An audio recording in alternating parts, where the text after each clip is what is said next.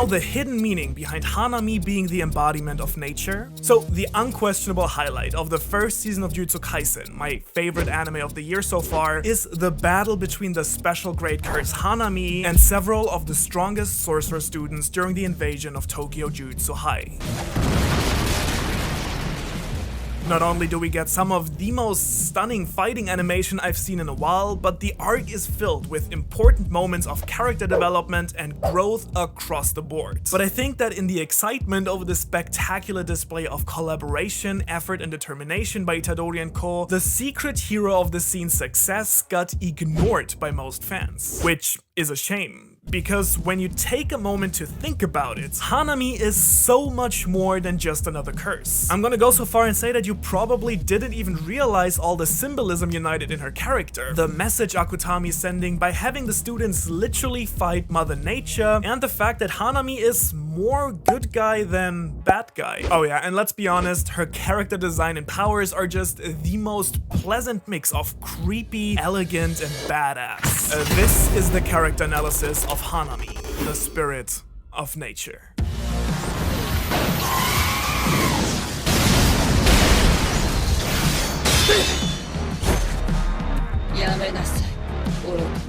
Number one, to get it out of the way, I'm gonna call Hanami a her, for reasons you'll understand in a bit. I don't even get why this debate is a thing in the first place, but people seem to be really obsessed with whether this armored beast made of cursed energy is a guy or a girl. It's not like cursed spirits have offspring in general anyways, is it? 𝚘𝚏𝚂𝚂𝚑𝚅彼の知的好奇心は呪霊と人間の間に生まれたこの虜となる。 Well, that's awkward. Moving on. The first time I saw Hanami, I immediately thought that this was one of the most badass character designs I've seen in a while. Because, I mean, the muscular white body, the hidden arm, the helmet-like head with the teeth exposed, and finally the branches for eyes. I was absolutely blown away by the design here. And on top of all that, it was speaking in this eerie tongue, with a female voice by the way, that gave it that vibe of something ancient and mystical. Even without knowing anything about this curse, it radiated danger. By the way, did you know that when you reverse Hanami's voice, you can actually understand what she's saying?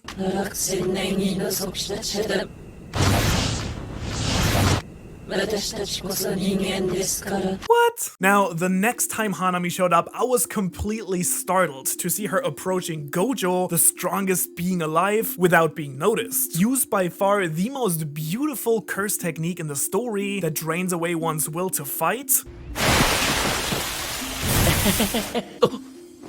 Divert Gojo's attention by attacking Itadori and actually being able to escape with Jogo, who otherwise would have fallen into the sorcerer's hands. I love the writing in this scene because we get so much power scaling and setup here. As soon as Jogo's introduced, despite all his power, he loses against Gojo, who also finally fully demonstrates his strength. However, that same loss is also used as an opportunity to show how intelligent Hanami's way of thinking and fighting is. And even more than that, it shows us that these curses actually care for each other. Hanami doesn't have to save Jogo, but she does so anyway. 助けたいなら助ければいいさ。君たちにそんな情があるかは知らないけどね。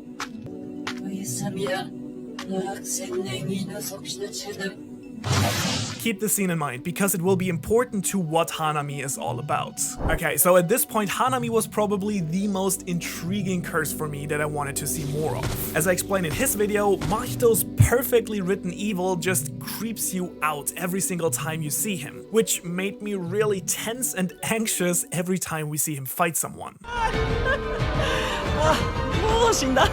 His cruelty and childish attire make him a wonderful horror element, but his scenes are meant to upset, not to please. Hanami, on the other hand, I knew I wanted to see in action. Her character promised an immensely enjoyable and engaging fight based on power and ability.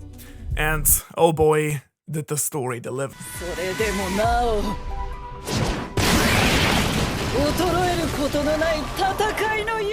The battle during the exchange event, both animation and plot-wise, was some of the best I've seen in anime to this point. Finally, I saw Hanami fully express her personality and powers that did not disappoint. Using a variety of nature-based attacks ranging from cursed buds that suck out cursed energy, over floating wooden balls that allow her to attack and levitate, to the manifestation of enormous roots that she can summon and erase from reality, the special grade curse was able to take on 6 of the school's most elite Jujutsu students, rendering the majority of them unable to fight after encountering her.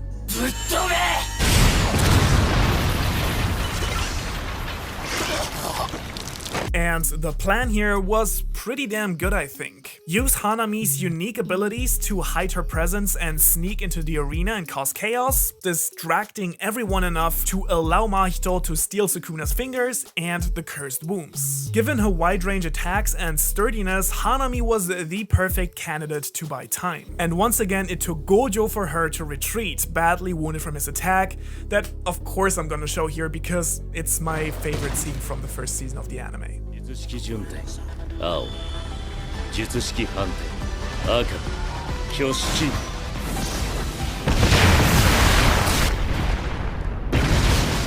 You can be sure that Gojo was pissed that this curse managed to escape him twice already. What I found absolutely awesome here was that while the curses were successful in their mission, this battle allowed for many of the top students to really shine as well, especially of course Todo and Itadori. Itadori growing immensely in his use and control of cursed energy, and Todo, as you hopefully remember from his video, has an ideological clash here with Hanami. Because Todo, while acknowledging the fleetingness of things and the importance of being one with nature, also believes in the ability of humans to go against this flow and leave a lasting impact on the world.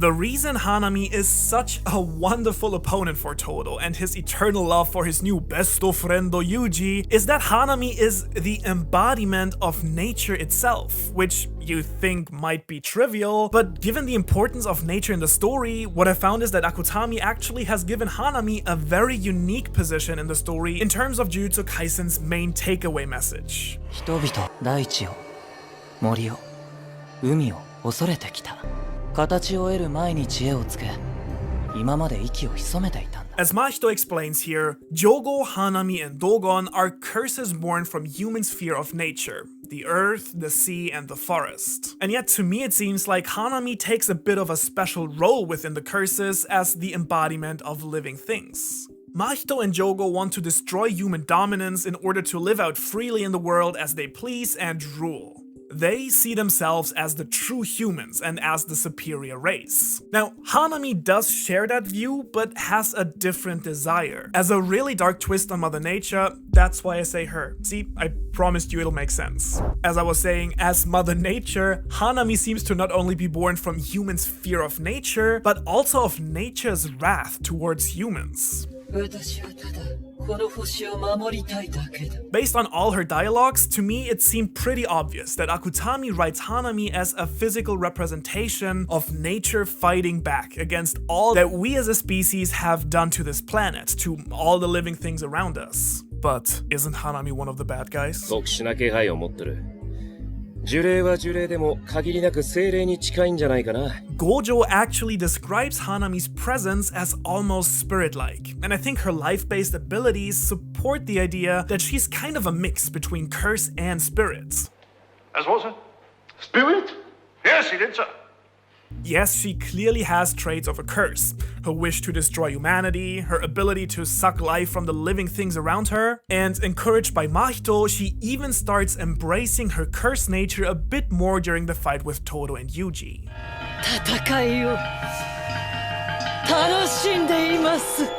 And yet, on the other side of things, I'm not sure about you, but to me, it never really feels like Hanami was about to kill pretty much anyone. The very first words she speaks with Fushiguro, Kamo, and Inumaki is calling them children, as a mother would. Hanami, who must be very ancient indeed, until now clearly has wished to coexist with humanity and has come to a breaking point. Humans are no longer bearable to nature. However, her wish here is to protect, not to hurt humans per se. Her name Hanami literally means cherry blossom viewing in Japan, an activity associated with celebrating the beauty and fleetingness of nature and getting shit-faced. But you get my point. Up to this fight, she purposefully has covered up her left arm that, contrary to the pure white of the rest of her body, is dark black and has a much more curse-like vibe, as it is the source of her ability to drain nature of energy itself. Now, to me, it clearly looks like she doesn't like to associate herself with her cursed powers. Also, in this moment right here, she clearly could have seriously injured or even killed Fushiguro, but chose to only aim for the small little phone in his hand to prevent the students from contacting Gojo. On top of that, Hanami's only weakness on her steel-hard body are the two branches growing where the eyes should be. These branches, symbolizing nature and its softness, are her only weakness, once again showing the mix between curse and spirit. Spirit? Oh, about 11, sir. You get what I'm saying, right? I mean, Jogo doesn't have a weakness like that. He has a volcano on his head. And when I thought about it in the context of the story, Hanami doesn't even properly qualify as a villain when you really think about it. Without saying that she is justified in her actions, which I don't think she is, she still has a more peaceful and noble approach to life than many of the sorcerers do. ぶっちゃけメイさんってどっち側？どっち？私は金の味方だよ。 And when you look at it, don't you find it interesting that the three most evil guys in the story so far, Sukuna, Mahito, and Geto, are the most human ones? Hanami, Jogo, and Cthulhu are basically exploited for feeling emotions just as, or maybe even stronger than humans. This is the hidden meaning behind Hanami's character. In the end, even the curses only serve to highlight how much we as humans can suck. I believe that Akutami's message with Jujutsu Kaisen is 1. Finding out what it means to live a good life, 2. Exploring the depth of human morality, and 3. He wants you to watch this video next.